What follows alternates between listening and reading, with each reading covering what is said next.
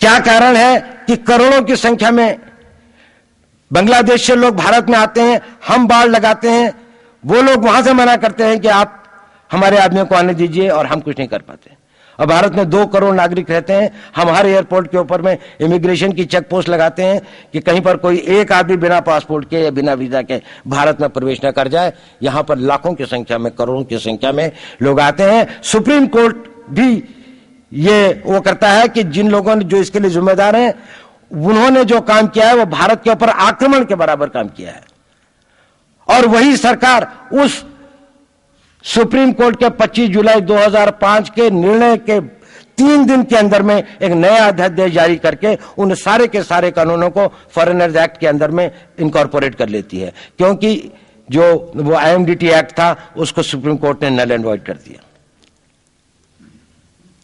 ये सब बातें हमें सोचने और समझने की आवश्यकता है। एक कारण, मैं ज्यादा चीजों में नहीं जाना चाहता, इतना समय भी नहीं होगा,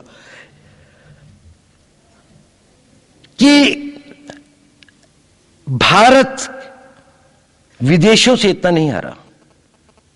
अंग्रेजों ने भारत के खिलाफ कोई लड़ाई ऐसी नहीं जीती जिसमें कि अंग्रेजों की फौज में भारतीय सिपाही नहीं थे। चाहे वह पहले बंगाल नेटिव आर्मी थी, 1857 के अंदर में सिखों और गुरखास ने उनका साथ दिया। जब सिखों से लड़ाई हो रही थी तो बाकी लोगों ने उनका साथ दिया। हमेशा नेटिव आर्मी उनके साथ थी। जब जब आक्रमण वेस्ट से हुआ, चाहे वो पार्थियंस थे, चाहे हून थे, चाहे मंगोल आए, बाद में मुगल आए, तो लश्कर कहां बने? वो तो थोड़े से लोग आए थे। लश्कर बने काबुल में, जिस वक्त तो इस्लामाइज भी नहीं हुआ था, लाहौर में, सरहंद में। हिंदुस्तानियों को हराया है तो हमेशा हिंदुस्तान के लोगों ने साथ नहीं दिया देश का। और दर्द है तो केवल इसी बात का। भारत के इतिहास में अगर दर्द केवल इस बात का नहीं है कि विदेशियों ने हमारे साथ क्या किया, उनका तो हम मुकाबला कर लेते। दुख इस बात का था कि हमारे सभी लोगों ने साथ नहीं निभाया और साथ नहीं दिया। और इसकी फीलिंग आज भी मुझे इस देश में होती है। और भारत को आंतरिक बाह्य शक्तियों से जो सबसे बड़ा खतरा है, वो खतरा इस बात का है कि हमारे अपने लोग ही कहीं राष्ट्र की सुरक्षा, राष्ट्र की अस्मिता, राष्ट्र के गौरव का सौदा न कर बैठे, अपने आज के सुख के लिए अपने भविष्य को अंधकारमय न कर दें। और इसके लिए जो जागरूकता चाहिए, इसके लिए जो ताकत पैदा करनी है, वो ताकत केवल समाज के अंदर भी पैदा की जा सकती है। उसको केवल आप लोग कर सकते हैं, वो केवल आज की युवा शक्ति ही कर सकती है।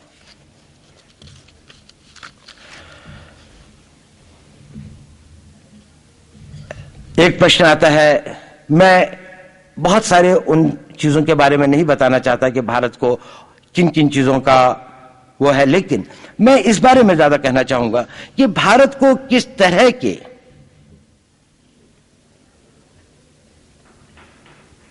संकटों का सामना करने के लिए तैयारी करना आवश्यक है।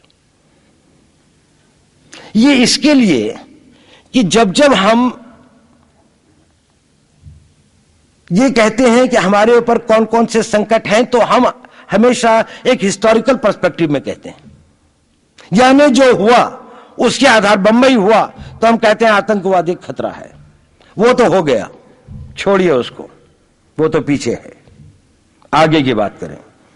कल जो हुआ था वो तो हो गया, आने वाले कल के बारे में बात करें। हमें किस चीज के लिए तैयारी करनी है? ये एक मेंटल एटीट्यूड है जो मैं चाहता हूं आप सब बच्चे अपने हृदय में रखें। कभी जो हो गया, बुरा हो गया, कमी रह गई, भूल जाएं उसको। उससे जो सबक लिया केवल उसको याद रखें, कल की तैयारी करें। आज की परीक्षा अच्छी नहीं हुई, खत्म हो गया, वो वक्त निकल गया। कल की परीक्षा क्या होगी उसकी तैयारी करें। यह आवश्यक नहीं है कि कल की परीक्षा वही हो जो पिछली परीक्षा थी जिसमें आप इतना अच्छा नहीं कर पाए।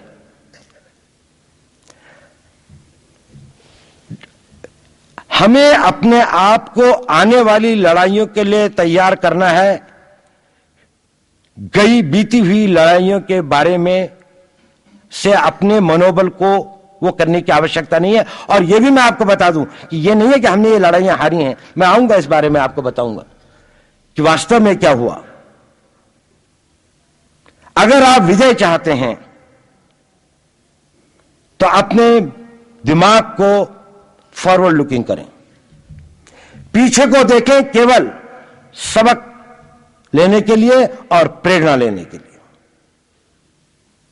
तो जो आने वाले वो हैं, उनमें एक बात यह है कि अब राष्ट्र जो हमारे कन्वेंशनल वॉरफेयर हैं,